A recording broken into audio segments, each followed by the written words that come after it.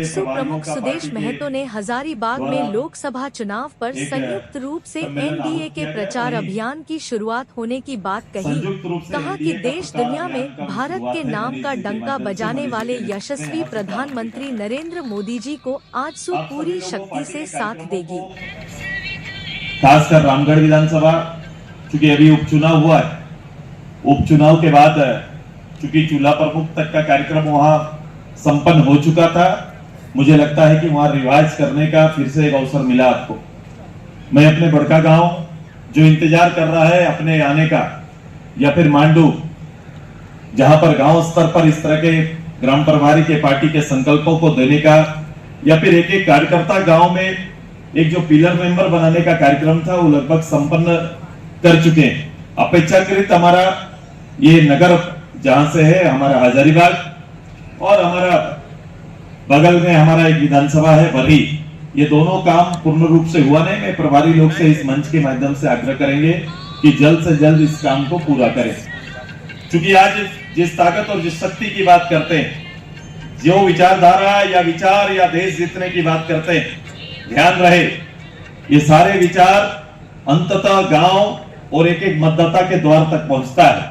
और जब तक उनकी रुचि राजनीति में बनी रहेगी तब तक ये मुकुट का कोई अर्थ निकलेगा, अन्यथा कोई मुकुट का कोई अर्थ नहीं होता। क्योंकि एक अदना सा कार्यकर्ता को ये फील होना चाहिए, उसको महसूस होना चाहिए कि ये जीत उनकी जीत है। इसीलिए आजसू पार्टी इसके ऊपर काम कर रही है और आजसू पार्टी इसके ऊपर मेहनत कर रही है। मैं आज प्रधानमंत्री जी के उस संकल्प के साथ कि प्रदेश के अंदर में पूरे 400 सीट जीतने का जो लक्ष्य निर्धारित किया गया है, उसे पूरा करने के लिए प्रदेश के 14 के 14 सीट हमें जीत के समर्पित करना है। और यह दायित्व को आजसू पार्टी समझती है। इसीलिए सभी लोकसभा बार हम अपने पार्टी के कार्यकर्ता और कार्यक्रम के माध्यम से इस जीत को सुनिश्चित करने की भूमिका अदा करेंगे। हजारीबाग अपने आप में ये लोकसभा का अपना इतिहास रहा। इस इतिहास को लंबे समय तक लोगों ने उस राजा काल से लेकर राजा किस तरह से अपना हेलीकॉप्टर के माध्यम से उतरकर, अपने जहाज के माध्यम से उतरकर इधर से इतनी लोकप्रियता लेकर पार्लियामेंट के मेंबर बने थे। समय बदला, वक्त बदला, लंबे समय तक शासन करने वाले लोगों के विरोध में एक जनमत तैयार हुआ एनडीए के रूप में, और लगातार एनडीए इस क्षेत्र से नेतृत्व करते आया है और लगातार एक शक्ति एनडीए की यहां बनी हुई है।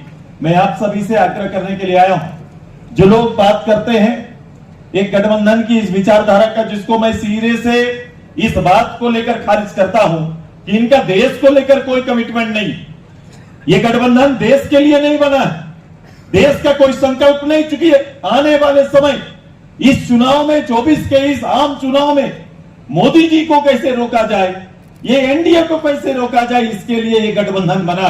आप देखेंगे इसका परिणाम ये है कि कई राज्यों में उनका गठबंधन नहीं है। बंगाल में आप जाओ, बंगाल में आपको कांग्रेस और ममता दीदी का कोई गठबंधन आपको दिखाई नहीं देगा, लेकिन राष्ट्रीय फलक पर उनको रोकने के लिए एक मंच पर खड़े हो जाते हैं। ये कोई विचारधारा नहीं है, ये देश के प्रति, देश के लोगों के प्रति कोई कमिटमेंट नहीं है। इनका देश को कहां ले जाएंगे, हमने जो किया है उससे आगे का क्या परिकल्पना, ऐसी बातें कुछ नहीं। और ऐसी अवस्था में चुनाव लड़ रहे हैं, और चुनाव लड़ने के लिए भी आप देखेंगे ध्रुवीकरण करते हैं। जो प्रतिनिधि सामने है, बहुत दिन बाद प्रतिनिधि मिला है मनीष जी को, बहुत इंतजार बैठ बैठ के कर रहे थे भाई कौन आने वाला। बहुत दिन बाद ढूंढ के एक नेता आए और नेता को चुनाव लड़ने का निश्चय बनाया, और उसकी रणनीति पीछे से कोई चाणक्य खुद को कहने वाले, वो खुद उसकी रणनीति बना रहे हैं। मुझे याद है कि पहला इतिहास भी ऐसा ही रहा है। जब मेहता जी चुनाव लड़ते थे तो कहीं ना कहीं यही चाणक्य के द्वारा इनको सामने खड़ा कर दिया जाता था ताकि मेहता जी जीत के ना आए। ऐसा वातावरण वो लगातार करते आए। इस चीज में तो वो व्यक्तिगत रूप से माहिर है। मैं इस संगठन पर नहीं जाता, लेकिन व्यक्तिगत रूप से इस रूप में माहिर है। और आज एक नया शिकार के रूप में हमारे छोटे भाई को नया शिकारी बना लिए हैं और सामने खड़ा कर दिए हैं। मैं आप सभी से आग्रह करता हूं कि राजनीति की अपनी परिभाषा, अपने बोल, अपने आचरण आएंगे, लेकिन हमें अपने राज्य के प्रति अपनी प्रतिबद्धता को बड़ा स्पष्ट रखना पड़ेगा। एक एक कार्यकर्ता चुनाव है, चुनाव में आएंगे, चुनाव का एक माहौल बनेगा, निश्चित रूप से रहिए। लेकिन आपको ध्यान रखना पड़ेगा, इसी आम चुनाव के पीछे आपका लोकसभा का के बाद ही विधानसभा का चुनाव है। आपको उसके लिए पूर्ण रूप से तैयार रहना पड़ेगा और आपको उसकी तैयारी करनी पड़ेगी। क्योंकि जो लोग बैठे हुए हैं, जो लोग यहां पर आए हैं, जिस गठबंधन की चर्चा करते हैं, उसी तरह का एक गठबंधन यहां पर है। वो झारखंड मुक्ति मोर्चा के नेतृत्व में काम कर रहा है। झारखंड मुक्ति मोर्चा को सामने रखकर पीछे से कांग्रेस काम कर रही है। आप देख रहे हैं, इनका कोई संबंध का कोई बड़ा आधार नहीं है। केवल जातीय ध्रुवीकरण के लिए दोनों साथ में रहते हैं।